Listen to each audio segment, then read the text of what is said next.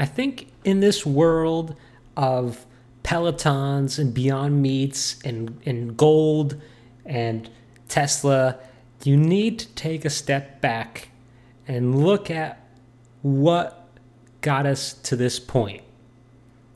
And in that time, it's always been AMD. Or not always, I'll say the past 3 years. But there have been a lot of other things that have taken our attention away from AMD. But we finally got to $100 billion in market cap, and you got to ask yourself, can you still buy this company? And is it time to dance? I had never thought I was ever going to see the transformation for AMD from a small cap company to such a huge behemoth as it is today. This, I would say, 100 billion is a good time to dance. If there was ever a time to dance, because it's history in the making. Okay, this is all right. The near ultimate victory. This is what never taking a break looks like. This is not diversity. This is just pure execution and getting the right people on board in order to completely almost revolutionize the chipset industry. Okay, I don't need to name names. I don't need to cite earnings, year-over-year growth, other releases, processors and video game consoles, providing 7 nanometer roadmap services to all customers, meeting deadlines, exceeding expectations. You already know it, okay? This is a growth stock, all right? But we've always heard all throughout time that maybe Intel will come back. Intel will beat them. Intel is dominant.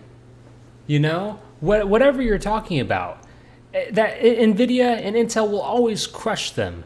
But you see, the only issue with that is, and I'm not going to say that NVIDIA isn't dominant and smacks down AMD on every GPU and driver support every single time, or that the ARM deal isn't a big deal, or that their AI features aren't a big deal. That's not what I'm saying, okay?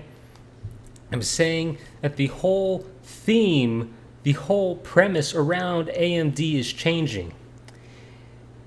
With Radeon, Ryzen, EPYC, Zen 2 Rome, they're all on the come up, okay? We are seeing history in the making here. Even if it's NVIDIA 80% versus 20% AMD or 22%, 78% in terms of market share, the big question is, it's not will AMD survive? It's not will AMD perform? It's not any of those old questions that we had always asked. Oh, can it do 7 nanometer? Can it do this? Can it even... It's so beyond just being an underdog now. It's so painfully clear and obvious that AMD is here to stay. AMD rocks it every time. The only question we have today really is AMD going to increase the market share and continue to take some of the pie away from Intel and NVIDIA? And as we've seen these past couple of years, the answer has always been yes. Always. It's been. You would always say no one is ever going to switch from Intel server side. No one, because no one would ever get fired for choosing Intel. But the only thing is that now that is changing. We are seeing history in the making here, okay? The title of this video is AMD still a buy or not after this correction? And there's always volatility right before the election. And then no matter what happens after the election, we always skyrocket, okay? The title is AMD still a buyer? Should you still buy an AMD? You already know. Now, when you click on a video like this, is X stock still a buy? No one in their life does any of those videos ever end with them saying, short this stock. Why would they make a whole video dedicated to that stock only to say at the end, short it? You already know where this is going.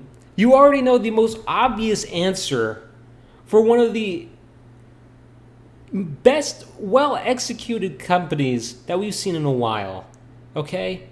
This is near, and I'm not saying overtaking Intel or an NVIDIA, but this is still ultimate victory. This is beyond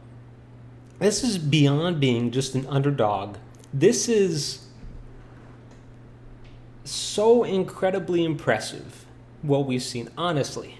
Could anyone else have done this? Could anyone else have predicted how AMD would have performed these past 3 years?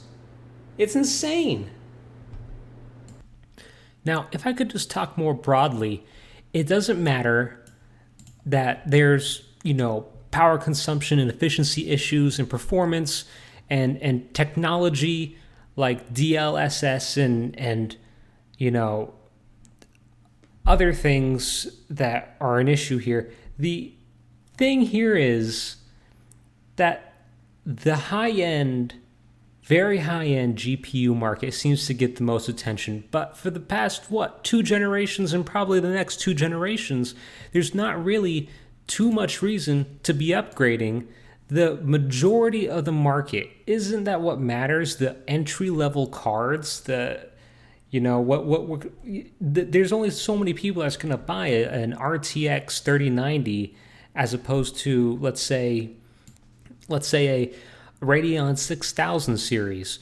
Okay, all the people that really want to dish out a lot of money for ray tracing and 4K and all the stuff that's eventually going to become more mainstream and even entry-level cards, I just don't see, the reason to be looking at these budget cards. If you want to play the next-gen games, you've got to pay a lot of money for these high-end cards. The marginal increase in performance, it just leaves us in such an awkward spot. I hear and see so many more comments that people are going to go more towards consoles. And I know that doesn't really have anything to do with the stock itself, but it's just interesting.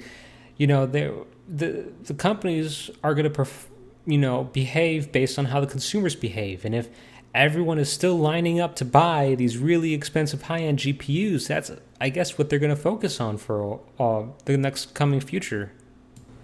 And then demand is only worsened, or made even worse, by the scalpers and bots who buy the GPUs like they did with the RTX 3080 launch, just immediately buying them up and then reselling them on eBay. So it really doesn't matter what they price these things on. And honestly, there's always going to be a huge market, huge demand for the day one release. It's pretty ridiculous how greedy and just opportunistic this capitalistic kind of competitive market is becoming.